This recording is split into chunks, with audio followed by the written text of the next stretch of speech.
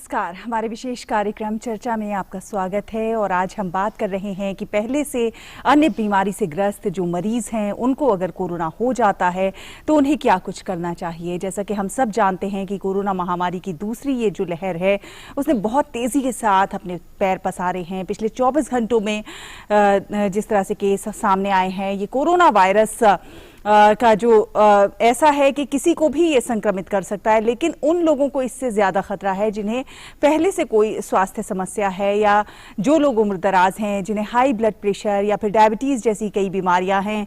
कई लोग ऐसे भी हैं जो कुछ दिन आराम करने के बाद कोरोना वायरस के संक्रमण से ठीक हो जाते हैं, लेकिन कई लोगों के लिए ये काफ़ी गंभीर भी हो सकता है। इसके लक्षण अन्य बीमारियों से काफ़ी मिलते जुलते ही होते हैं, जैसे सर्दी जुकाम होता है, खांसी होती है, बुखार होता है और सांस लेने में तकलीफ होती है।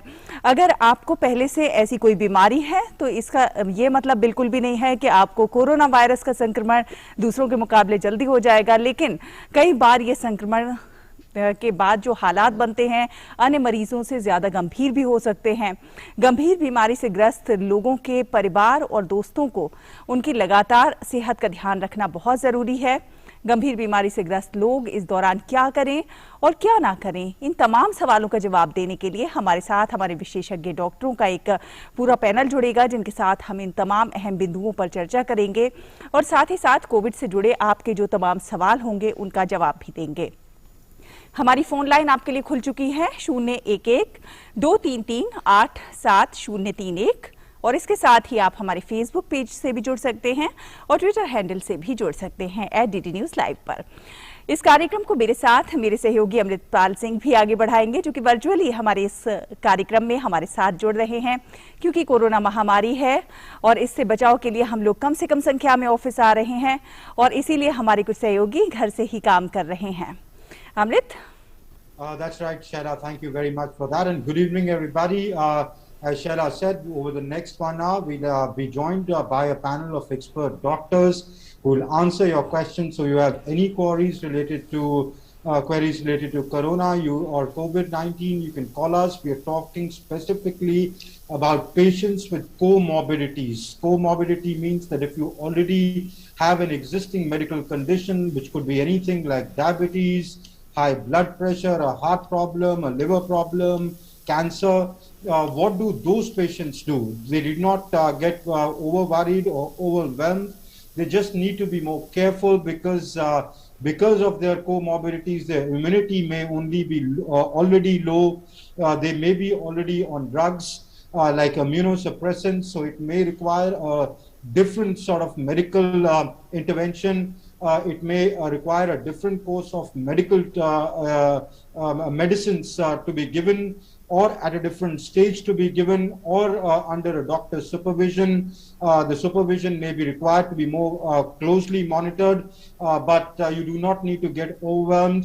Just be careful, wear a mask, try not to get infected, keep social distancing, do not step out of your homes unless absolutely necessary, and try and protect yourself. And if you do get infected, go get yourself tested if you have some symptoms, and then accordingly get in touch with a physician who will guide you what level of infection you have, will tell you what tests to do, and accordingly will advise you whether you need home hospitalization or home isolation, or you are a severe or a moderate case that may require hospitalization. Your physician will advise you on that. The panel of experts that's joining us will give you generic advice today. Do not self-medicate. Ask your questions directly to the doctors and they'll answer that. Shaila? बिल्कुल, विशेषज्ञों के साथ इस बातचीत के वार्तालाप को आगे बढ़ाएं, लेकिन उससे पहले एक नज़र डाल लेते हैं कि क्या कुछ हैं देश भर में कोरोना महामारी के समय हालात। तो आपको बता दें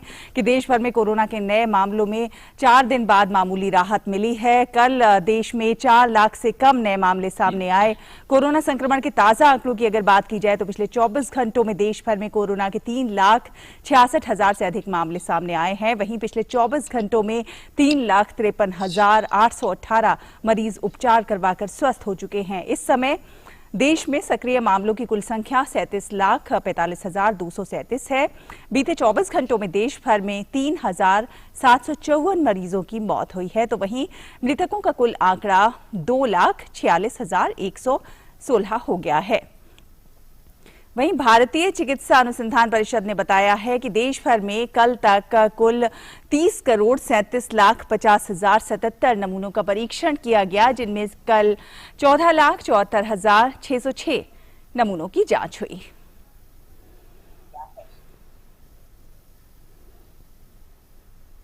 तो हमारे साथ डॉक्टर्स का एक विशेष पैनल जुड़ गया है।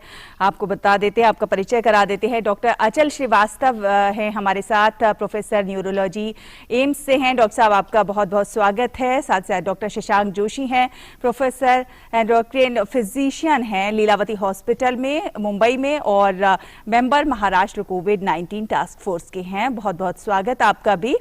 डॉक्टर सुशील मानधनिया सीनियर मेडिकल ऑन्कोलॉजिस्ट हैं।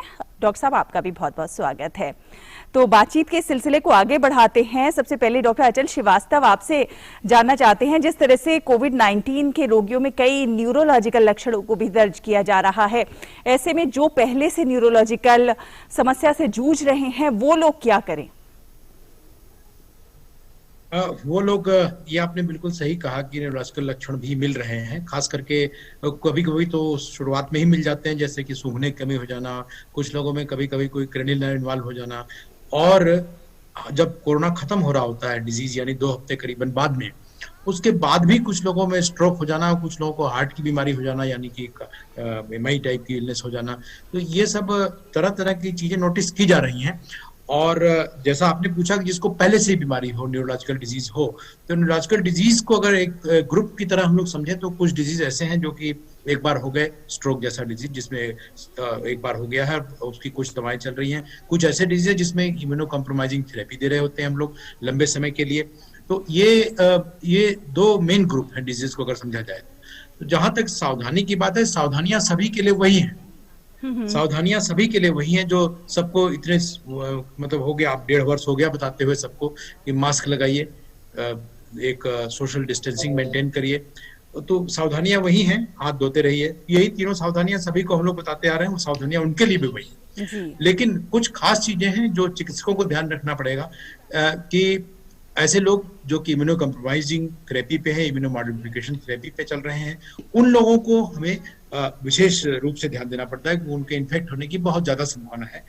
और ऐसे लोग जो नॉर्मल अन्य बीमारियां हैं, जैसे स्ट्रोक है, एपिलेप्सी है, या कुछ माइग्रेन है, या ऐसी बीमारियां हैं, तो इस तरह के लोगों में ऑलरेडी वो कुछ दवाओं पे होते हैं। तो जो जैसे स्ट्रोक के मरीज हैं मान लीजिए, तो उसमें जैसा अभी मैंने बताया कि थ्रोम्बोसिस होने की संभावना बढ़ जाती है, नया इवेंट होने की संभावना बढ़ जाएगी। तो उसको प्रिवेंट करने के लिए कभी कभी टेस्ट द्वारा जान लिया जाता है, जैसे सीरम फिब्रिनोजन लेवल चेक कर लिया जाता है, डी डायमर चेक किया जाता है। तो इन सबसे समझ में आ जाता है क्या इन लोगों को बढ़ रहा है लेवल, तो इसका मतलब उसमें इंक्रीज रिस्क है। तो फिर हमें उन लोगों को कुछ समय के लिए कुछ खास दवाएं, कुछ एंटीकोगुलेंट्स पे, कभी जब एडमिटेड हैं उन दिनों लो मॉलिक्यूलर वेट हेपेरिन पे, ये सब रखना पड़ता है। तो जो चिकित्सक देख रहे होंगे वो उपयुक्त इलाज करेंगे जैसा मरीज में रिक्वायर्ड होगा। तो सावधानियां बढ़ती हैं, कुछ विशेष सावधानियां हैं जो कि न्यूरोलॉजिकल डिजीज के मरीज में हमें ध्यान देनी पड़ती है। जी अमृत जी, डॉक्टर साहब ये भी जानना चाहेंगे, क्या कोरोना वायरस संक्रमण का असर मस्तिष्क पर भी होता है? अगर ऐसा है तो इससे कैसे बचा जाए? डॉक्टर शशांक जोशी, अगर आपसे जानना चाहें। Can you repeat the question in English? क्या कोरोना वायरस का संक्रमण जो है, इसका असर हमारे दिमाग पर भी होता है, मस्तिष्क पर भी होता है? अगर ऐसा है तो इससे किस तरह से बचा जा सकता है? तो बिल्कुल सही बताया आपने, जैसे डॉक्टर श्री बताया हो सकता है, तो वैसे ही वो कोरोना होने के बाद जब आइसोलेशन होता है तो एक पोस्ट ट्रॉमेटिक स्ट्रेस डिसऑर्डर होता है। हम अक्सर देखते हैं कि हमारे जो मरीज हैं उनको एक प्रकार का ट्रॉमा होता है, जैसे वॉर के विक्टिम्स होते हैं वैसे उनको एक मानसिक धक्का लग जाता है और उनको ये कंटिन्यूस आइसोलेशन की वजह से एक पोस्ट ट्रॉमेटिक स्ट्रेस डिसऑर्डर होता है, उनको डिप्रेशन होता है और उनको सीवियर फटीग होता है, कंटिन्यूस थकान रहती है उनको, तो उससे बाहर निकलना कई बार मुश्किल हो जाता है। इसका इन्वेस्टिगेशन करना पड़ता है। कभी कभी ब्रेन के ऊपर पार्किंसन लाइक सिंड्रोम भी, जैसे न्यूरोलॉजिस्ट है तो वो भी हो सकता है, रेयरली एक्स्ट्रा पिरामिडल डिसऑर्डर भी हो सकता है, बट वो रेयर है।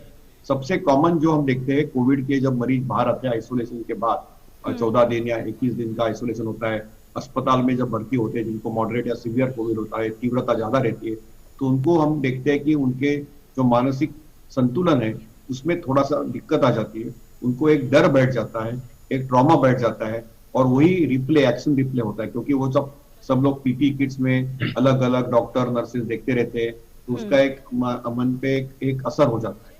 और लेकिन डॉक्टर साहब ये कहते हैं ना कि हमारा जो पूरा शरीर है, पड़ता है, न्यूरोलॉजिस्ट को दिखाना पड़ता है, और ये काफी कॉमन है, डिप्रेशन भी हो जाता है।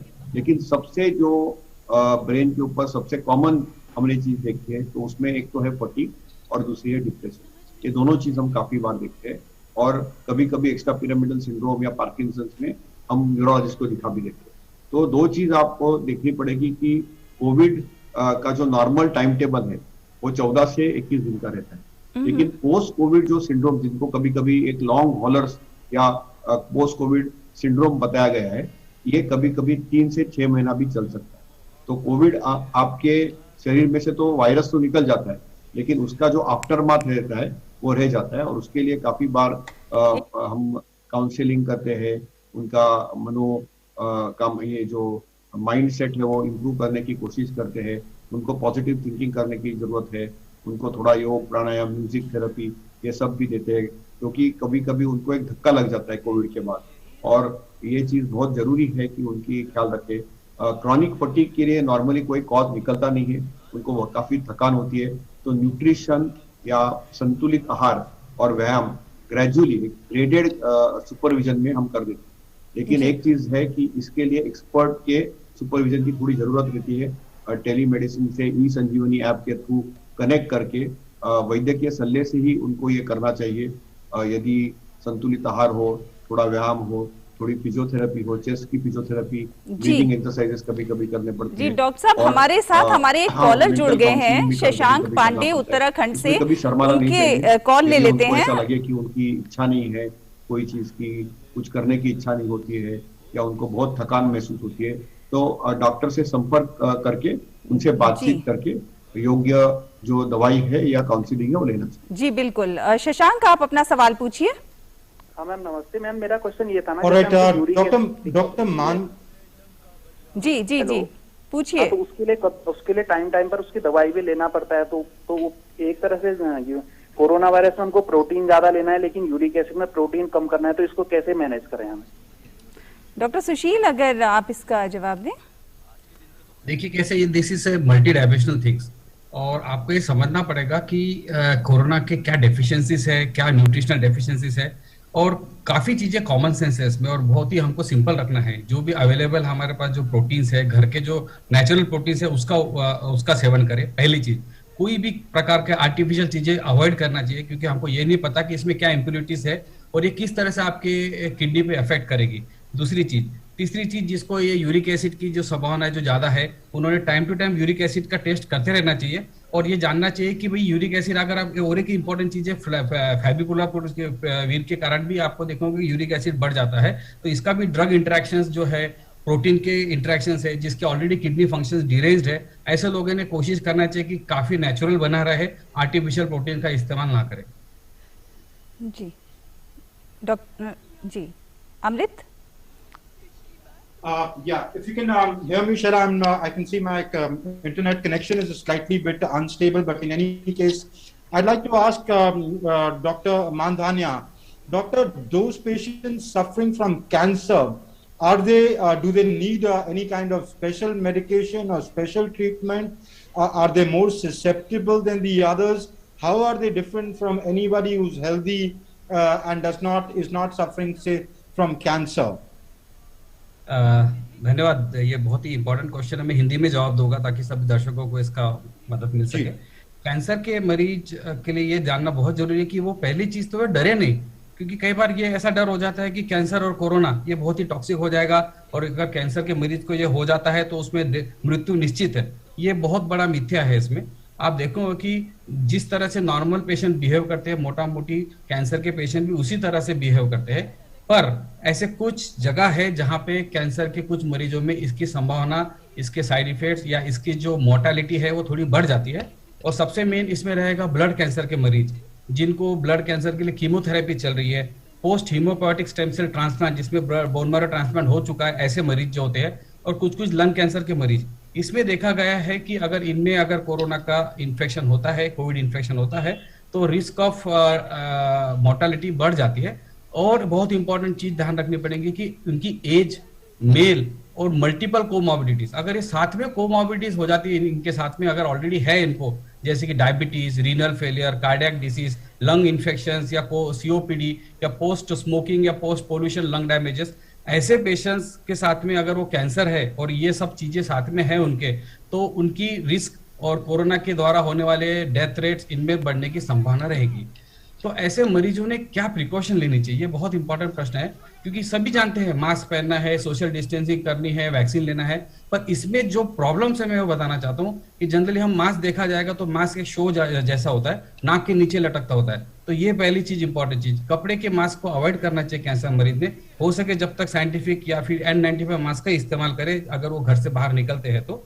थर्ड थिंग, क्राउडिंग को अवॉइड करना चाहिए, क्योंकि आप देखोगे कि घर में काफी सोशल इंटरेक्शन होता है, काफी लोग अंदर घर में आते और हम घर में मास्क नहीं पहनते। तो मेरी ये सलाह रहेगी कि घर में भी ये ऐसे लोगों ने मास्क पहन के रहे ताकि इनको इन्फेक्शन से बचा सके। और फोर्थ थिंग, जब हम वैक्सीन लेने जाते हैं तो आप देखोगे कि वैक्सीन में काफी क्राउडिंग होने के कारण भी वहां पे कोरोना की संभावना है, कोविड इन्फेक्शन की संभावना हो रही है। तो ऐसे वक्त कोशिश ये करें कि वहां मास्क निकाले नहीं, वहां पे पानी ना पिए, वहां पे खाने की कोई संभावना हो तो खाना ना खाए वहां पे, या कुछ भी चीज खाए नहीं, ताकि आपका मास्क नीचे ना उतरे। अगर ये प्रिकॉशन लेते हैं तो मुझे लगता है कि काफी तरीके से या बेहतर तरीके से हम इसको कंट्रोल कर सकते हैं और अननेसेसरी डेथ को हम प्रिवेंट कर सकते हैं। जी डॉक्टर साहब, सुशील कुमार हमारे एक दर्शक दिल्ली से जुड़ गए हैं हमारे साथ। सुशील, अपना सवाल पूछिए। हेलो जी, आपकी आवाज आ रही है, आप पूछ सकते हैं। हाँ जी सर, हेलो जी मैम, मैं ये कह रहा हूँ जैसे कि डॉक्टर साहब बता रहे हैं कि 85% पॉजिटिव जो पेशेंट है उनको हॉस्पिटल जाने की जरूरत नहीं है। तो मैम इसमें कोई दवा क्यों नहीं बता रहे हैं कि जो घर पे जो थोड़ी बहुत जिनके संक्रमित है वो घर पर कोई दवा ले सके, क्योंकि इस टाइम में हॉस्पिटल जाना इतना पॉसिबल नहीं है, दिल्ली के सारे हॉस्पिटल लगभग भरे हुए हैं। तो मैं ये डॉक्टर साहब से कह रहा हूँ कि कोई ऐसी दवा बताएं जो कि थोड़ी बहुत संक्रमित है, जिनको जैसे हल्का फुल्का सांस लेने में प्रॉब्लम हो रही है या जिनको फीवर हल्का फुल्का है, खांसी है, उनके लिए कोई दवा बताएं घर पर जो कि घर पर रखे वो दवा को ले सकते हैं। जी डॉक्टरी सलाह। डॉक्टर शशांक जोशी, अगर जो लोग नहीं जाना चाह रहे हैं हॉस्पिटल और जैसा कि रिकमेंड भी किया जा रहा है कि 85% घर पर सही हो सकते हैं, तो क्या दवा वो घर पर लें, अगर आप बता सकें। हाँ जी, पहली चीज है कि जाना नहीं चाह रहे ये गलत है। यदि उसमें कोई रेड फ्लैग होता तो जाना चाहिए। तो ये पेशेंट है, बुखार है तो उनको 100 के ऊपर बुखार रहेगा तो पैरासीटामोल की गोली खा सकते हैं, वो राउंड द क्लॉक भी ले सकते हैं। दूसरा, परसिस्टेंट खांसी है, यानी खांसी जाती नहीं है, तो कभी कभी हम एक स्टीरॉइड का इनहेलर देते हैं। लेकिन इसमें दो चीज है, घर पे आपको थर्मामीटर रहना चाहिए, घर में आपके पल्स ऑक्सीमीटर रहना चाहिए, और जो विश्राम के टाइम पल्स ऑक्सीमेट्री का जो ऑक्सीजन सैचुरेशन की लेवल आती है वो मात्रा 93% के नीचे नहीं होनी चाहिए, और 6 मिनट वॉक करने के बाद भी वो ड्रॉप नहीं होनी चाहिए 3% के नीचे या 93% के नीचे। तो ये चीज बहुत जरूरी है, क्योंकि इसमें दो चीज होती है कि पहले 7 दिन में कुछ नहीं होता है, उनको कोई लक्षण भी नहीं रहते, और 7 दिन के बाद क्या होता है कि सडनली ऑक्सीजन सैचुरेशन की मात्रा कम हो जाती है, और फिर ये परिस्थिति में हमको काफी बार भागदौड़ होती है, फिर अस्पताल में जाना पड़ता है क्योंकि ऑक्सीजन देना पड़ता है उनको, फिर चेस्ट पे रहना पड़ता है जिसको हम प्रोन पोजीशन बोलते हैं, और इसके साथ ही कभी कभी स्टीरॉइड भी देना पड़ता है। तो दो चीज है कि आपके डॉक्टर के साथ आप दिन में 2 बार संपर्क करके उनके साथ उनके मार्गदर्शन में घर में होम आइसोलेशन की ट्रीटमेंट ले सकते हैं तो सबसे बेहतर है वो। यदि आपको कोई अंडरलाइंग बीमारी नहीं हो, जैसे ब्लड प्रेशर नहीं है, मधुमेह नहीं है, हृदय की कोई बीमारी नहीं है, तो ये ऐसे होंगे, आप यंग है, आपकी मॉनिटरिंग कर सकते हैं, और आपके साथ डॉक्टर या रुग्ण और जो स्पेशलिस्ट है उसके साथ कनेक्शन है, तो कोई दिक्कत नहीं है। घर पे मैनेज किए हैं हमने, काफी पेशेंट्स को घर में मैनेज किया, रुग्णों को घर पे मैनेज किए और वो ठीक भी हुए। लेकिन 14 दिन का ये टाइम टेबल है, इसमें क्या होता है, अक्सर 7 दिन कुछ भी नहीं होता है, 7वें 8वें 9वें दिन क्या होता है कि बुखार चलते रहता है, खांसी चलती रहती है और सडनली जो ऑक्सीजन की मात्रा है वो कम हो जाती है। जैसे इन्होंने बताया कि उनको सांस चढ़ रही है, सांस चढ़ रही है, ये अच्छी साइन नहीं है। तो आपको आपकी ऑक्सीजन सैचुरेशन की मात्रा देखनी चाहिए, और यदि ऑक्सीजन सैचुरेशन की मात्रा 93% के नीचे हो तो फिर आपको ऑक्सीजन लगेगा, स्टीरॉयड लगेगी, और लगा तो हॉस्पिटल में भी जाना लग सकता है। इसलिए आप लापरवाही नहीं करिए। यही हमारी एक दरख्वास्त है कि जिनको कोई भी लक्षण नहीं होते वो घर पे मॉनिटरिंग करके ठीक हो सकते हैं। जिनको कंटिन्यूसली 5 दिन बुखार है, कंटिन्यूसली 5 दिन खांसी है, जिनको सांस चढ़ रही है या जिनका ऑक्सीजन की मात्रा कम हुई है, उनको मेडिकल सुपरविजन के अंडर कभी कभी हॉस्पिटल जाना पड़ सकता है, क्योंकि हमको हर जान बचानी है। कोई भी स्थिति में हमको ये डिटोरेट नहीं होना चाहिए, उनकी एकदम जान को खतरा नहीं होना चाहिए। तो इतनी मेरी दरख्वास्त है कि आपके वैद्यकीय स्पेशलिस्ट के साथ आप संपर्क में रहेंगे, टेलीफोन पे, डिजिटली संपर्क में रहेंगे, तो आपकी जान भी बच सकती है, आप ठीक भी हो सकते हैं। और आपने सही बताया कि 80 से 85% लोग जो है वो घर पे ठीक हो जाते हैं। All right, Professor Srivastava, Rajat Gupta and Akansha Gupta have a similar question on our Facebook page. They say that their mother is 46 years old and has recovered from COVID-19 on the 30th of April, 14 days after 14 days of quarantine. But she's again getting slight fever in the evening from the last 2 to 3 days, which is around 99 or 99.5 degree Fahrenheit. What should they do? Right. देखिए, इसमें दो चीजें हैं। इस बार जो corona हम लोग देख रहे हैं उसमें थोड़ा सा इलनेस प्रोलॉन्ग्ड रह रही है। इनफैक्ट अभी डॉक्टर जोशी ने बहुत अच्छा बताया कि पहले 7 दिनों तक तो कुछ होता ही नहीं है। इनफैक्ट उसके बाद से ही सारी परेशानी शुरू होती है और 7 से 14 दिन तक में सब कुछ हो जाता है। तो ये एक जो सेकेंड हाफ है 14 दिन के इलनेस का, सेकेंड हाफ है वो बड़ा खतरनाक है। और डॉक्टर साहब ने बताने की कोशिश की थी, कुछ रेड फ्लैग्स है जिनको देखते हुए आप अस्पताल के लिए निकल लीजिए। और अभी जो ये रजत गुप्ता जी का केस है, या उनके दूसरे भी थे उनके साथ श्रोता जिनका केस था, तो उसमें उन्होंने कहा कि 2 हफ्ते निकल चुके हैं, उसके बाद फीवर आया। तो कभी कभी थोड़ा सा प्रोलॉन्ग इलनेस रह रही है, कभी कभी अगले हफ्ते में भी माइल्ड फीवर रहता है। पर इस बात को सिर्फ ये मान के छोड़ने के बजाय हमें और भी चीजें ध्यान देनी होती है। जैसे कभी कभी सेकेंडरी इन्फेक्शन, तो उसमें कई बार चेस्ट में इन्फेक्शन या यूरिन में इन्फेक्शन, कुछ अन्य इन्फेक्शन हो जाते हैं इसके बाद में, कोरोना कंप्लीट होने के बाद। तो इसलिए उस पर भी ध्यान देना चाहिए। और अगर ऐसा इनकी मदर के साथ है, अभी और फीवर देखें 1-2 दिन, अगर इसी तरह का है 99 टाइप का है तो ज्यादा परेशानी की बात नहीं है। और अगर बढ़ता है तो निश्चित रूप से अपने आसपास के चिकित्सक से संपर्क करें और टेस्टिंग कराएं दूसरे इन्फेक्शंस की तलाश के लिए। जी डॉक्टर साहब, हावड़ा पश्चिम बंगाल से एक दर्शक सीता देवी जुड़ गई हैं। जी सीता देवी का सवाल ले लेते हैं। इसमें और ऐड करनी है कि जो मरीज हॉस्पिटल से डिस्चार्ज हुए और उसके बाद में भी उनको फीवर आता है, तो मोस्ट कॉमन कॉज उसमें होता है थ्रोम्बोफ्लेबिटिस। जो वेन्स जहाँ पे कैनोला लगता है वहाँ पे काफी इन्फ्लेमेशन रहता है और इसके कारण भी फीवर आता है, और ये फीवर काफी इग्नोर हो जाता है। तो ये चीज बहुत इंपॉर्टेंट है, पहली चीज। दूसरी चीज है यूरिनरी ट्रैक्ट इन्फेक्शन। इन लोगों में यूरिन ट्रैक्ट इन्फेक्शन बहुत कॉमन है, बिकॉज इनका वाटर का इंटेक बहुत कम होता है, पानी की मात्रा बहुत कम लेते हैं, और जिस तरह से अभी समर चल रहा है इसमें इसके कारण सेकेंडरी इन्फेक्शन की संभावना बढ़ जाती है। तो ये 2 चीजों को निगलेक्ट बिल्कुल नहीं होना चाहिए। जी डॉक्टर सुशील, हमारे एक दर्शक सीता देवी हमारे साथ जुड़ गई हैं। सीता देवी, अपना सवाल पूछिए। जी सर, मैं बोल रही हूँ कि मतलब लिलुआ हावड़ा से मैं बोल रही हूँ जी। कि मैं बाहर निकलती हूँ तो मेरा जो है सर बहुत चक्कर देता है, तो बाहर ज्यादा तो निकलती नहीं हूँ, अक्सर मैं घर में रहती हूँ। अगर कदाचित अगर कोई काम पड़ जाता है तो बाहर निकलना पड़ता है, तो सर मेरे को जो है सर बहुत मतलब चक्कर देता है। अब हमको डर लग रहा है कि कहीं ये सब चीज का तो नहीं है, इसीलिए हम अभी टीवी देख रहे हैं तो हमको कॉल मिला है तो लग गया। सीता देवी जी, अगर आपका सर सिर्फ बाहर जाने से दुखता है और घर में नहीं फिरता है, घूमता है, तो उसका मतलब कोविड तो नहीं है। तो आप बिल्कुल निश्चित रहिए कि आपको किसी प्रकार का कोविड है करके, कोविड इन्फेक्शन है। और अगर आपको पहले से कभी कोविड हुआ होगा और आप भर्ती हुए होंगे, या आपको डायबिटीज की शिकायत है और एक शरीर का आपको चक्कर आ रहा है या गिडीनेस हो रहा है या चलते वक्त आपका बैलेंस नहीं रहता है, तो ऐसे वक्त बहुत इंपॉर्टेंट चीज रहेगी कि आप आपके डॉक्टर से कंसल्ट करें। और इन्फेक्शन, जो फंगल इन्फेक्शन के बारे में जो प्रिकॉशन लेनी है वो आपको आपके डॉक्टर जरूर बताएंगे। पर जिस तरह से आपके सिम्टम्स है, ये मुझे लगता है कि ये कोविड से रिलेटेड नहीं है। अमृतपाल, आप कुछ पूछ रहे थे?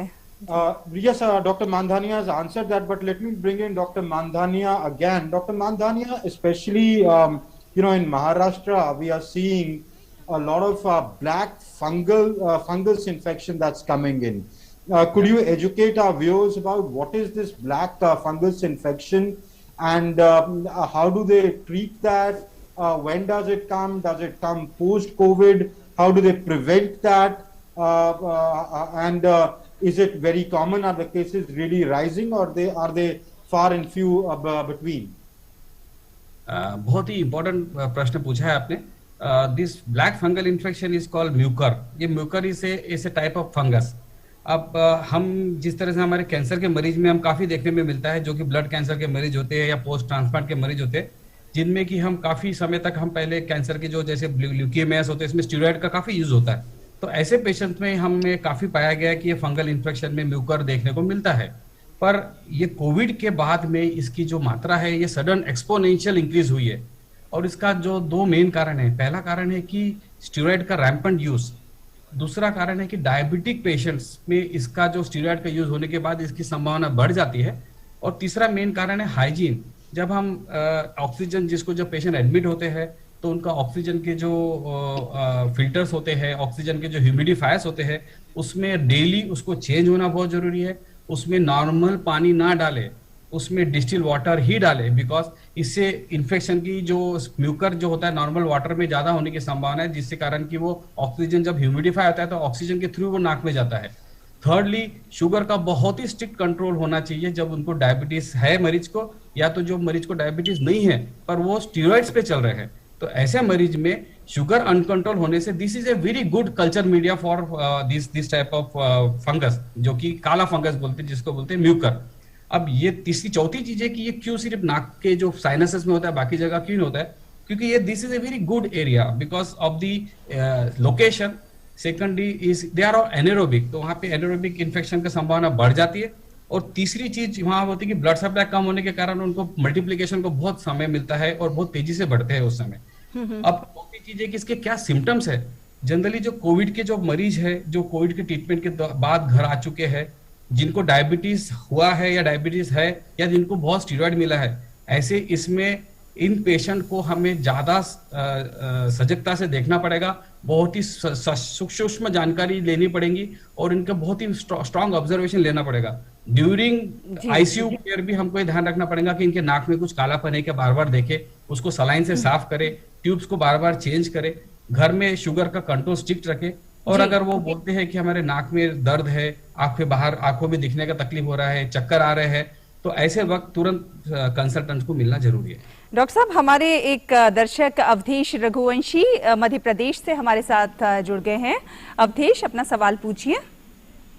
जी मैम, लास्ट ईयर मेरा क्या था कि जैसे कोविड स्टार्ट हुआ था इंडिया के अंदर 22 मार्च से, जैसे लॉकडाउन लगा था, तो उस दौरान 22 से 25 या 30 के आसपास मेरे नॉर्मली मतलब घर पे सुबह अपना काम करके बैठा था तो अचानक से चक्कर आया, और वही सेम सिचुएशन में इस साल हुई, 1 साल बाद कंप्लीट, और वीकनेस हो गई, मेमोरी लॉस, बिल्कुल ऐसा लगा कि मुझे कुछ याद ही नहीं है।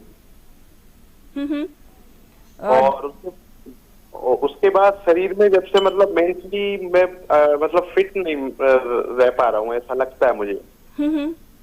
डॉक्टर अचल श्रीवास्तव जी, आप इसका जवाब दें। देखिए, जैसा ये बता रहे हैं कि पिछली बार भी हुआ था और अभी फिर से हुआ, तो ये बात कोई कोरोना संबंधित बात तो लगती नहीं है, ये कोई अन्य बात है, और इनको और चेक कराना चाहिए, और हिस्ट्री चाहिए इसमें क्या हुआ, कैसे हुआ, क्या टेस्ट कराया इन्होंने, बेहोश हुए, बेहोशी के बाद कोई मूवमेंट्स तो नहीं हुए शरीर में, ये सब कुछ अभी और पूछना होगा, तब समझ में आएगी बात।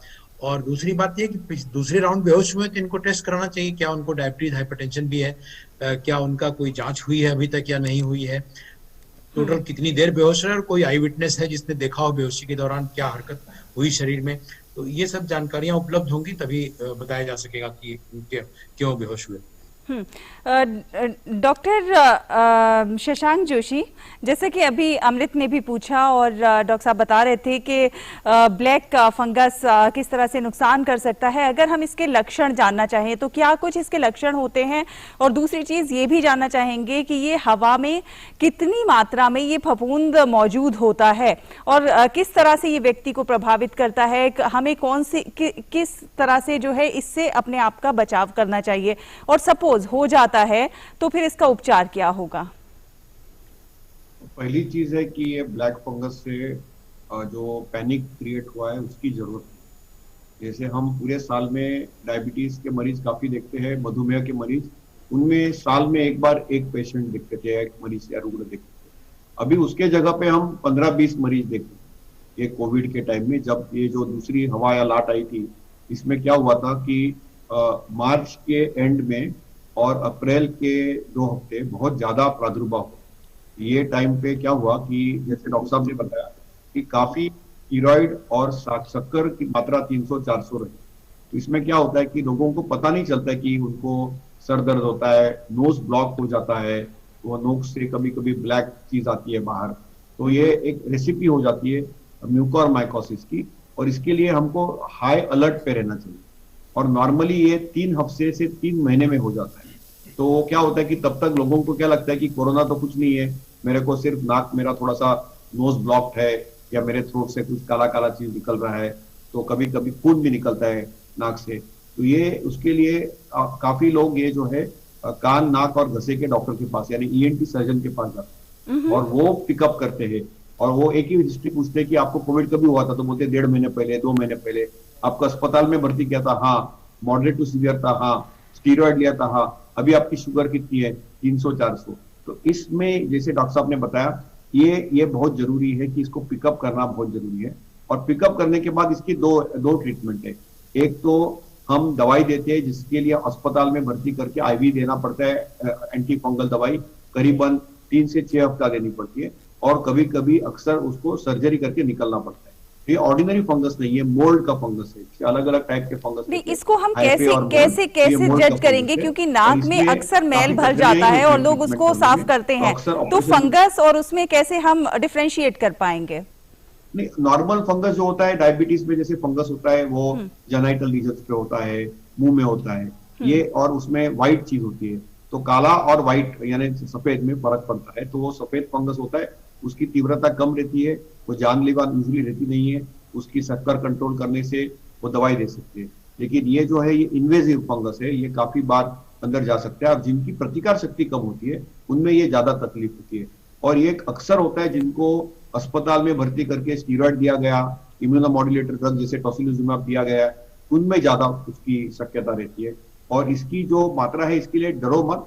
हाँ, सौराष्ट्र में और महाराष्ट्र में थोड़े ज्यादा केसेस पाए गए इस हवा में, इस लाट में, और ये रेयर चीज है। लेकिन हमको 3 महीने तक हर कोविड मरीज को थोड़ा सतर्क रहना पड़ेगा।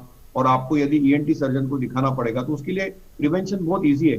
आप आपका नाक में रेगुलरली नीति करे या सलाइन का वॉश ले, थ्रोट में गार्गलिंग करे पोविडॉन आयोडीन से, जिससे कभी कभी बीटाडिन किया जाता है, और आपका माउथ, थ्रोट और नोज क्लीन रखे, तो इसका काफी हद तक प्रिवेंशन कर सकते हैं। जिनको पर्टिकुलरली स्टीरॉयड की दवाई चालू रहती है, इनहेलर चालू रहता है, और जिनको शक्कर ज्यादा रहता है, तो शक्कर टाइट कंट्रोल करना बहुत जरूरी है। जो खाली पेट शक्कर रहती है उसका मात्रा 100 या 110 के नीचे होनी चाहिए। 2 घंटे पश्चात जो शक्कर आती है वो 140 के नीचे रहनी बहुत जरूरी है।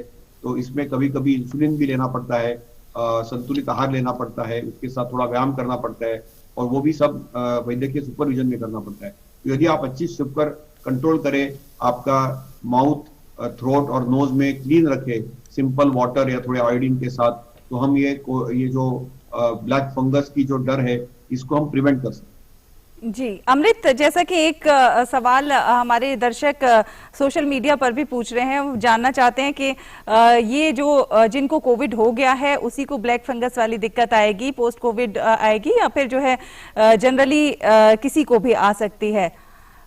तो इस सवाल का भी जवाब अपने डॉक्टर से चाहेंगे। तो तो इसमें नॉन कोविड पेशेंट्स को भी जिनको डायबिटीज कंट्रोल में नहीं होता है इसमें हम देखते हैं, लेकिन ये बहुत रेयर बीमारी है, तो इतनी कॉमन बीमारी नहीं है। जिनकी प्रतिकार शक्ति यानी इम्यूनो कॉम्प्रोमाइज स्टेट हो या जिनको डायबिटीज हो, जैसे डॉक्टर साहब कैंसर ट्रीट करते हैं तो अक्सर जो सीवियर स्प्रेड कैंसर रहता है जहाँ पे बड़ी बड़ी जो कीमोथेरेपी की दवाई दी जाती है, इम्यूनोसप्रेस स्टेट्स रहते हैं, जिनको डायबिटीज बिल्कुल कंट्रोल में नहीं है और पर जिनको कोविड नहीं हुआ है उनमें भी ये ब्लैक फंगस दिखता है, लेकिन उसकी जो प्रमाण है अति रेयर है, यानी बहुत ही कम दिखाई देता है। उसका थोड़ा सा प्रमाण बढ़ गया है, इसलिए ज्यादा पैनिक बटन नहीं दिखाना। हमने देखा है, हमारे जो मित्र हैं नॉर्थ इंडिया में उन्होंने बताया कि इतनी ज्यादा उसकी प्रेवलेंस वहां पे नहीं है, महाराष्ट्र सौराष्ट्र में थोड़ी केसेस दिखे, इसलिए हम रेड अलर्ट पे है, अलर्ट रहना चाहिए। और ईएनटी सर्जन जो है उनके पास काफी बार मरीज जाते हैं कोविड के बाद, तो उनको ये ख्याल में रखना चाहिए कि ये ब्लैक फंगस भी हो सकता है। तो इसमें जिन्होंने स्टीरॉयड का सेवन किया है तो स्टीरॉयड की मिनिमम डोज दो, और वो उसकी 7 से 10 दिन ही डेक्सामेथासोन 6 मिलीग्राम या मेथिलप्रेडनिसोलोन 40 मिलीग्राम दिन में 2 बार उतना ही डोज देना है। उससे ज्यादा स्टीरॉयड देने से कभी कभी तकलीफ होती है, और शक्कर की अच्छी कंट्रोल करनी चाहिए और हाइजीन रखना चाहिए। और डॉक्टर साहब ने और एक पॉइंट बताया था आपको कि ऑक्सीजन की जो लेते हैं वो नली होती है, उसमें डिस्टिल्ड वाटर या स्टेराइल वाटर डालना बहुत जरूरी है। जी अमृत। All right, Dr. Mandhania, Vikas Chaudhary asked a question on our social media page. He said he tested positive but was asymptomatic for during the RT-PCR test. He tested positive and was asymptomatic. He got his RT-PCR done again. He's tested positive again after recovery and completing his isolation. He says the government says you don't require to retest, but because his office insists they need a negative certificate for him to join. So he wants to know after how many days does a person get negative, and he's also heard that if you get tested till up to 90 days you will test positive. So he wants to know how far that is true. So basically his question is that if you've tested positive and recovered, after how many days should you go in for a retest if you do require to go in for a RT-PCR retest? Very valid question. There were a lot of ambiguity regarding the retesting of the RT-PCR. Initially, it was recommended, but the current guidelines from the government of India says there is no indication to retest those patients once it is tested positive and he has completed the quarantine period. So I don't think there is any role of testing it again in those patients who has already completed his quarantine phase. So I don't think it is required, and government also don't recommend this now. Yeah, no, but he insists that his whatever department that he works in or whatever his workplace insists they do need a negative certificate, and some institutions do require a negative certificate. So in yes, that not case, only institutions. What is the period? What is the difference that he should get himself retested on? 17 days, 20 days, how many days? See, first we have to understand the replication phase of the virus. So it is after the 10th day there is no replication of the virus seen. So that means he is not infective to the other people, and the next 10 days will be the phase of the inflammation, which can be seen in those patients. So I think after 2 weeks, that means after 2 weeks of the 10th day, that means day 20, he is very fit and he can go office.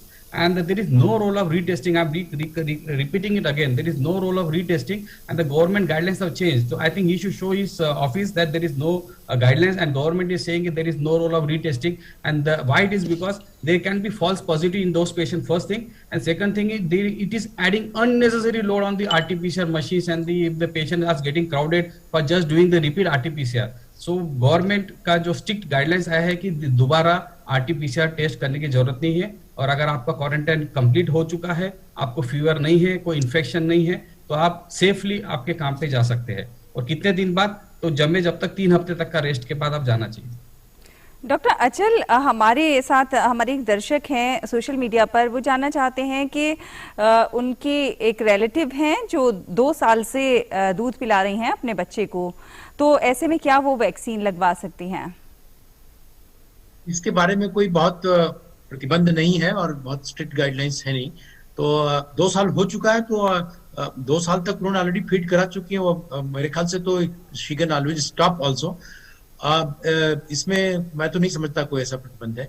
एक सवाल जो अभी doctor साहब से आप बात कर रही थी, डॉक्टर मानधानिया से, और दर्शक ने पूछा था कि अभी कई सारे प्राइवेट संस्थान हैं खास करके, और इवन अभी ट्रेवल में भी बहुत जगहों पे, जैसे यहाँ से आप राजस्थान जाएं तो आपको वहां पे रास्तों में भी दिखाना पड़ेगा कि आप कोरोना निगेटिव हैं।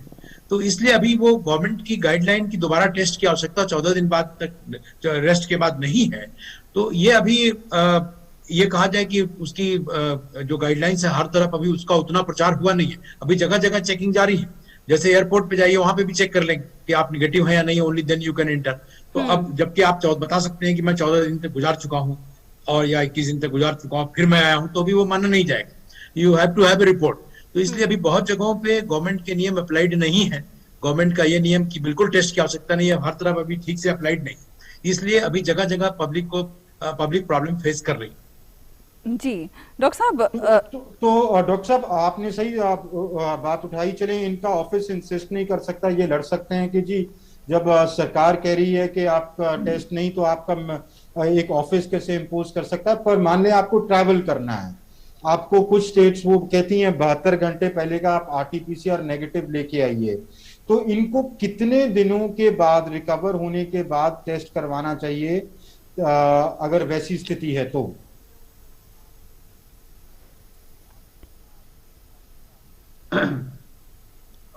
तीन चीज मैं इसमें स्पष्टीकरण देना चाहता हूँ। Indian council of medical research ने स्पष्टीकरण दिया कि अब दूसरी टेस्ट की बिल्कुल जरूरत नहीं है। उसका जो कारण था, क्योंकि अभी ये पीक, दूसरे लाट की पीक चल रही है और सब जो RT-PCR टेस्टिंग लैब्स है उनके ऊपर बहुत ज्यादा तनाव, उनका टर्न अराउंड टाइम जो है पूरे सैचुरेट हो गए हैं। पूरे भारत में हम करीबन 20 लाख टेस्ट रोज कर सकते हैं, और जैसे महाराष्ट्र में हम 2.5 लाख टेस्ट कर सकते हैं, दिल्ली में आप 2 लाख टेस्ट कर सकते हैं, मुंबई में आप 50,000 टेस्ट कर सकते हैं। तो ये पूरा सैचुरेट हो गया। तो हमको इसमें थोड़ा रैशनलाइजेशन लाने के लिए ये करंट रूल बनाया गया। आपने बिल्कुल सही कहा कि डॉक्टर साहब ने भी बताया कि पहले 10 दिन के बाद वो वायरस रेप्लिकेटिव नहीं होता है, लेकिन दूसरे वेव में अभी रिसर्च पब्लिकेशन में आया है कि महिलाओं में यदि मल्टीप्लीकेशन 8 दिन रहता है तो कोई मेल्स या पुरुषों में 12 दिन भी रह सकता है। जो लोग हॉस्पिटल में एडमिट होते हैं और जिनको वेंटिलेटर लगता है उनका वायरल शेडिंग कभी कभी 21 दिन तक भी चलता है। लेकिन दो चीज आपको माननी पड़ेगी कि अक्सर लोग 10 दिन के बाद टेस्ट क्यों नहीं करते, क्योंकि वायरल टेस्ट पॉजिटिव भी आई तो जो अपनी करंट RT-PCR टेस्ट है वो जिंदा वायरस और मुर्दा वायरस को डिफरेंशिएट नहीं कर पाती। तो काफी बार ऐसा होता है कि कचरा निकल रहा है, वायरस मर गया होता है, फिर भी वो टेस्ट फॉल्स पॉजिटिव आती है। तो इसलिए इन्होंने ये पूरी टेस्ट ही निकाल दी। दूसरी बात, डॉक्टर आंचल जी ने बिल्कुल बताया कि काफी जगह इसकी अभी तक फैली नहीं है, क्योंकि ये जो ओरिजिनल रूल था कि कहीं पे भी जाते हैं तो आपको एक नेगेटिव रिपोर्ट दिखाना चाहता है, डोमेस्टिक ट्रैवल हो, इंटरनेशनल ट्रैवल हो, ये वहाँ की सरकार की नियम है। अभी जैसे ये अभी हवा कम हो रही है, लाट भी अभी कम हो रही है, जैसे बम्बई में केसेस कम आ रहे हैं, गुजरात में कम हो रहे हैं, अभी दिल्ली में भी कम होना चालू हो गया है। तो जैसे ही इसकी ये कर जाएगी तो नए रूल भी आ जाएंगे और वापस ये रूल्स प्लेस में आ जाएंगे। लेकिन उसके पीछे एक साइंटिफिक रैशनल था कि टेस्ट सेकंड टाइम टेस्ट नहीं करे, क्योंकि क्या करते हैं लोग, बार बार टेस्ट करते हैं। जैसे रैपिड एंटीजन टेस्ट आपका पॉजिटिव है तो आप पॉजिटिव है, तो आपको दवाई लेके ट्रीटमेंट लेके जान बचानी। हमारा जो पहला मकसद है जान बचाओ, दूसरा मकसद है कि सबको ठीक करो, तीसरा मकसद है कि आपसे और किसी को लग सकता है। तो ये भी गाइडेंस दी है गवर्नमेंट ऑफ इंडिया ने कि आपके सब घर वालों को डबल मास्क पहनना चाहिए घर में भी, क्योंकि आपके घर में ये अभी एयरबोर्न ड्रॉपलेट इन्फेक्शन है। तो इसलिए ज्यादा से ज्यादा हम केयर लेंगे, इसकी जरूरत नहीं है। तो दूसरी टेस्ट के पीछे मत भागिए, हमारी लैब्स भी थक चुकी है, तो उनके दूसरों जिनको जरूरत है उनको सेल्फ आइसोलेट करके उनको ट्रीटमेंट देनी ज्यादा जरूरी है। डॉक्टर साहब, हमारे एक दर्शक जय कुमार दिल्ली से हमारे साथ जुड़े हुए हैं, उनसे सवाल ले लेते हैं। बचा के उनको आइसोलेट करके उनको ट्रीट करना जी। ये भी एक नया रूल निकाला है कि यदि आपको कोरोना के लक्षण है लेकिन आपकी टेस्ट नेगेटिव आती है, क्योंकि RT-PCR की सेंसिटिविटी 70%, तो भी आपको अस्पताल में जगह मिलेगी, उसकी वजह से आपको डिनाई नहीं किया जाए। तो ये टेस्ट के ऊपर बहुत ज्यादा जो जोर दिया जा रहा था और जिसकी वजह से आम आदमी को बहुत तकलीफ हो रही थी, वो तकलीफ निकालने के लिए और लैब्स के ऊपर जो प्रेशर आता था वो प्रेशर भी निकालने के लिए जिनको सबसे ज्यादा जरूरत है वहीं पे रेकमेंड किया है भारत सरकार। जी जय कुमार, आप अपना सवाल पूछिए। जी सर नमस्कार, जय कुमार बोल रहा हूँ दिल्ली से। जी सर मेरा सवाल ये है कि बेसिकली हम लोग जो फ्रूट खाते हैं या सब्जियां खाते हैं, ग्रीन ककड़ी, खीरा, इस तरीके के आइटम को क्या हमें सर्फ से धोकर खाना चाहिए या हमें 3 दिनों बाद खाने चाहिए? और उसके अलावा जैसे अगर हम दूध के पैकेट ला रहे हैं तो उसे तो हम सर्फ से धोते हैं, बट एप्पल जैसे चीजों को क्या हम सर्फ से धोकर खाएं या क्या करें? डॉक्टर सुशील मंधानिया, ये सवाल जो है पिछले साल हमने बहुत ज्यादा देखा और बहुत लोगों को करते हुए भी देखा और उस पर कई डॉक्टर्स ने अपनी राय भी दी। आप अगर इनकी संशय को दूर करना चाहें। जय कुमार जी, पहला तो मैं बोलना चाहूंगा कि ये बिल्कुल बिल्कुल बिल्कुल भी जरूरी नहीं है। आपको वही हाइजीन मेंटेन रखनी है जो पहले करते थे। आप उसको जरूर धोइए, पर सर्फ से नहीं, पानी से अच्छी तरह से धोइए उसको, क्योंकि ये चीज आपके दिमाग से आप निकाल लीजिए कि सब्जी से, फ्रूट से, दूध की थैली से, पैसों के, रुपए के नोट पे या कागज से, न्यूज़पेपर से कोरोना फैलता है। ये इतने स्टडीज आ चुके हैं इंटरनेशनल जिसने बता चुके हैं कि this is not a surface born infection, पहली चीज।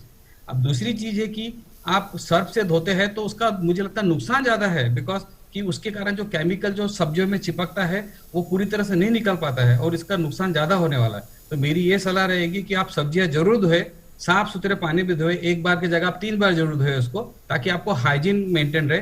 पर कोविड के लिए इसकी कोई आवश्यकता नहीं कि आप उसको कोई सर्फ से, कोई केमिकल से। आप मार्केट में भी देखोगे कि बहुत सारे केमिकल्स मिल रहे हैं जो बोलते हैं कि सब्जियां धो, कोविड को बचाने के लिए, कोविड से बचाव के लिए सब्जियां इससे धोए।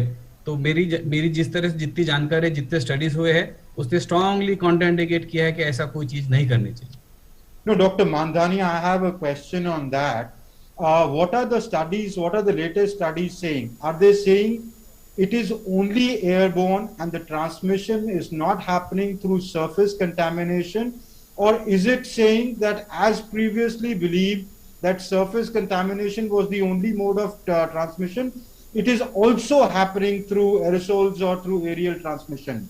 Is aerial transmission an addition, or is it saying that that is the primary source of transmission and there is no superficial transmission? देखिए, जब शुरुआत हुई थी तो इस पे काफी मिथ्या थी इसके बारे में कि ये सरफेस ट्रांसमिशन से होता है या ऑब्जेक्ट्स पे लग के हो जाता है। इसके कारण काफी जगह पर आपने वीडियोस भी देखने मिले थे, पर अभी बहुत सारी स्टडीज आ गई जिसमें बताया गया कि ये सरफेस बॉर्न इन्फेक्शन नहीं है, पर डेफिनेटली ये एयरबॉर्न इन्फेक्शन है। तो इसीलिए हमें 2 चीज बहुत इंपॉर्टेंट रखनी होती है कि एक तो सुरक्षित दूरी, 3 फुट से 6 फुट का एटलीस्ट एक अंतर होना चाहिए। अभी तो कुछ स्टडीज आई तो 6 फुट से भी ज्यादा बोल रहे हैं अभी वो तो। और दूसरी चीज है कि बहुत इंपॉर्टेंट चीज है कि मास्क का यूज करना। अगर हम दोनों लोग मास्क यूज करते हैं तो अगर पॉजिटिव होने के बाद में भी इन्फेक्शन के जो ट्रांसमिशन के चांसेस है वो लेस देन 1% to 1.5% है।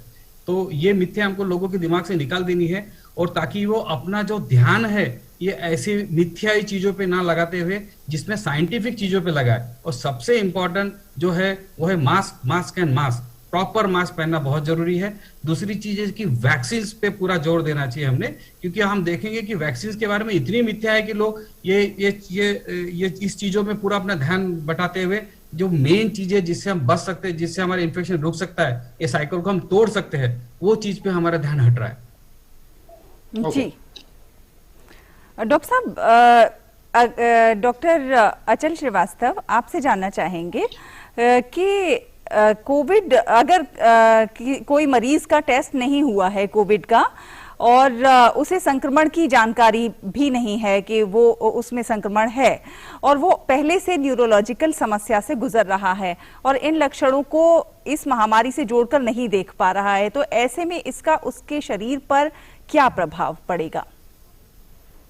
देखिए, पहली बात तो ये है कि पुराना मरीज है हमारे किसी न्यूरोलॉजिकल डिजीज का और उसमें आपका कहना है कि उसको समझ में नहीं आ रहा है कि वेदर ही इज इन्फेक्टेड और नॉट इन्फेक्टेड। तो पहली बात तो ये कि हमें ये समझना चाहिए कि इन्फेक्शन है कितनी तरह से फैला हुआ होता है।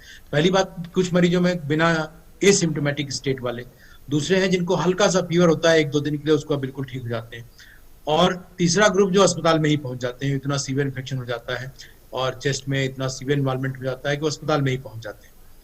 तो जो सबसे पहला ग्रुप है जिसमें एसिम्प्टोमेटिक लोग, जिनको कि इन्फेक्शन हुआ और कुछ भी नहीं पता, कि मतलब फीवर नहीं हुआ इसलिए उन्होंने कोई ध्यान नहीं दिया, इस एसिम्प्टोमेटिक टाइप के पड़े हुए हैं, तो ऐसी स्थिति में इसका मतलब वायरस का लोड बहुत कम है, कुछ ज्यादा संभावनाएं नहीं है कि परेशानी होने की बात है इस तरह के केस में। दूसरे ये लोग जिसमें कि माइल्ड फीवर हुआ, अब माइल्ड फीवर हुआ 1-2 दिन के लिए तो इन्फेक्टेड हुए हैं, और ये कंफर्म करने के लिए निश्चित रूप से हमें कोरोना टेस्ट कराना ही पड़ेगा, तो ही कंफर्म होगा कि इस माइल्ड फीवर का कारण कोरोना ही है या कुछ और है। तो इन लोगों में आगे क्या होगा, न्यूरोलॉजिकल डिजीज बढ़ जाएगा, क्या होगा, ये ऐसे कोई स्टडी के रूप में मौजूद नहीं, इसलिए बताना मुश्किल है। और हाँ, ये जरूर है कि साइंटिफिक दृष्टिकोण से अगर देखा जाए तो वो लोग जो कि हल्का कोरोना होकर खत्म हो गए, उनमें अगर पैरामीटर्स गड़बड़ाते हैं, खास करके थ्रोम्बोटिक स्टेट आती है, बनती है, जैसे कुछ टेस्टों द्वारा पता चलता है, तो उन्हें निश्चित रूप से स्ट्रोक का मरीज फॉर एग्जाम्पल लेते हैं कि उसमें 2 हफ्ते 3 हफ्ते बाद उसमें कई बार नए स्ट्रोक होने की संभावना बढ़ जाती है। तो ऐसी स्थिति में ये बड़ा मुश्किल है कि ये कह पाना, मैं आपको अभी बता दूं कि फीवर हुआ था इसलिए आप जो है अब कुछ और दवाएं लेने लगी है, तो ऐसा नहीं है। तो उसके लिए हमारे साथ जरूर कराएं, आज के समय में जिसको भी माइल्ड सिम्टम हो जरूर चेक कराएं।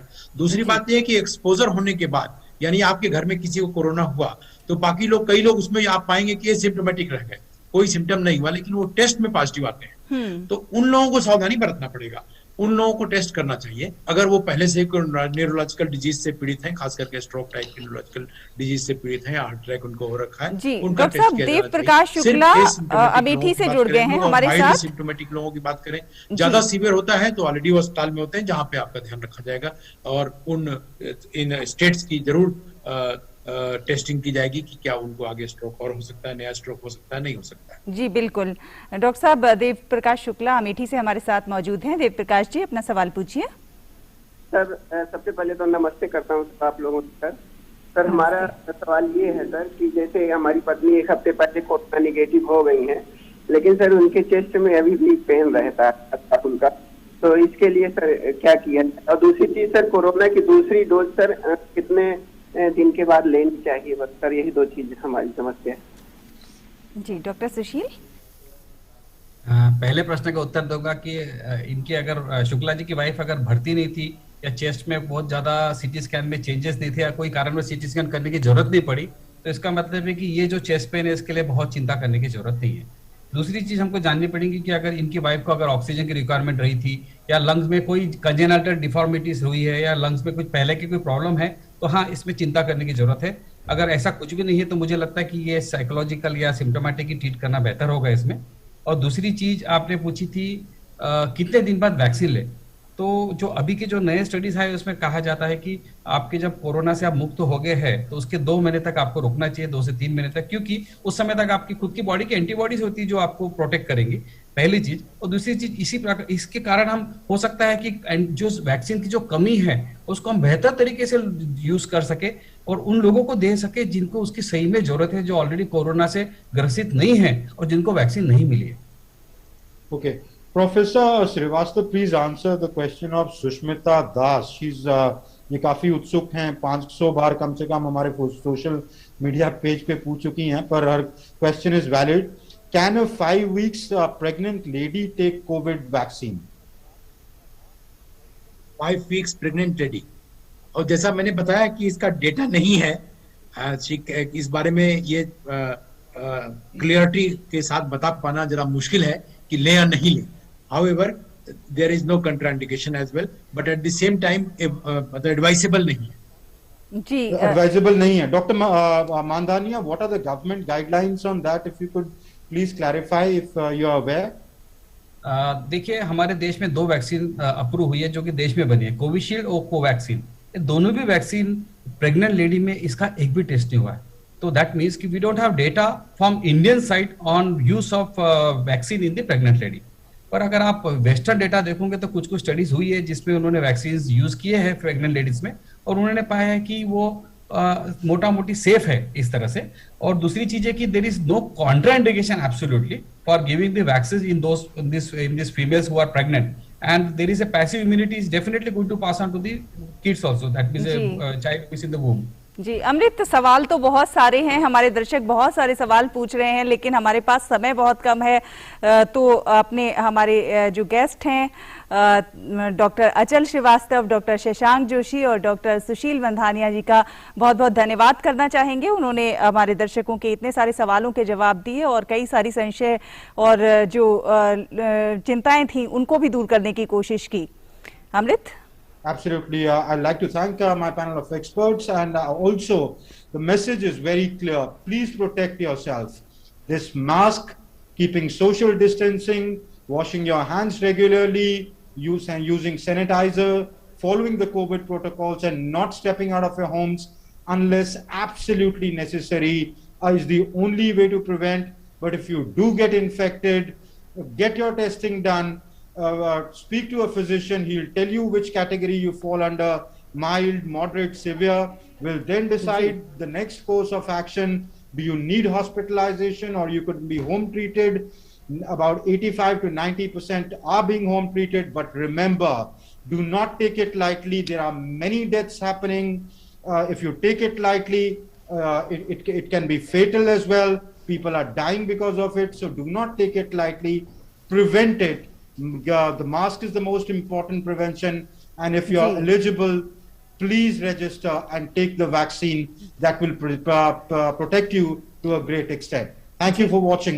नमस्कार। जी बिल्कुल, 2 गज की दूरी और मास्क है जरूरी, जैसे कि अमृत ने भी कहा। आप इस कोविड प्रोटोकॉल का जरूर जो है पालन करिए। जब भी आप घर से बाहर निकलिए तो आप मास्क जरूर लगाइए, और अगर हो सके तो आप घर में भी मास्क लगाइए, और साथ ही साथ हाथों को बार बार धोते रहिए, और जो दूरी का पालन है, 2 गज की दूरी का जरूर पालन कीजिए, तभी आप इस संक्रमण से बचे रह सकते हैं। इसी के साथ आज के इस खास कार्यक्रम में बस इतना ही। हमारी पूरी टीम को दीजिए अनुमति। नमस्कार।